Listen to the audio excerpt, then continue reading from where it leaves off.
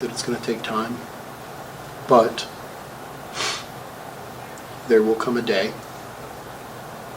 I even think I said in the meeting, it's not going to be tomorrow, it's not going to be next week, and it's not going to be probably when we take the field for the first time against Hershey this season, but there's going to be a time where we think about Stone and Nick,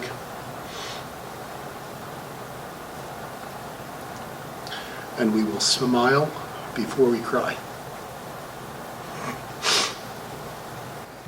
Stone was the strong, silent type. He was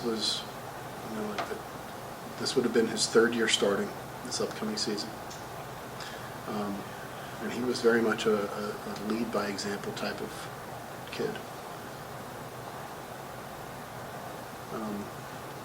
There might have been kids that worked as hard as him, but nobody worked harder than Stone Hill, whether that was in the weight room or on the field. Personality-wise, he'd do whatever his friends needed him to do, his teammates needed him to do. Nick Mankin was a little different.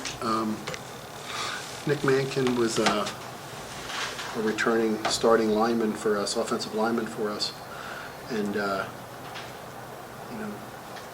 Nick was one of those kids. He was just kind of mild-mannered, and until he got on the football field, and then he, which is what you want for your lineman. He kind of had a mean streak in him once the game started, and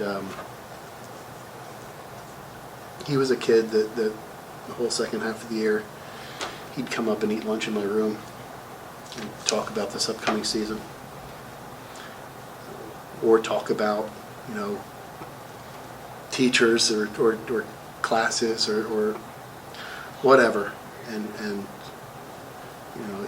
he'd get this devilish grin on his face when you caught him in something, or he told you he wasn't doing the best he could in a class, and you kind of gave him heck for it. Nick, I believe the last I talked to him was more looking at a military option. Stone was much more focused on collegiate football.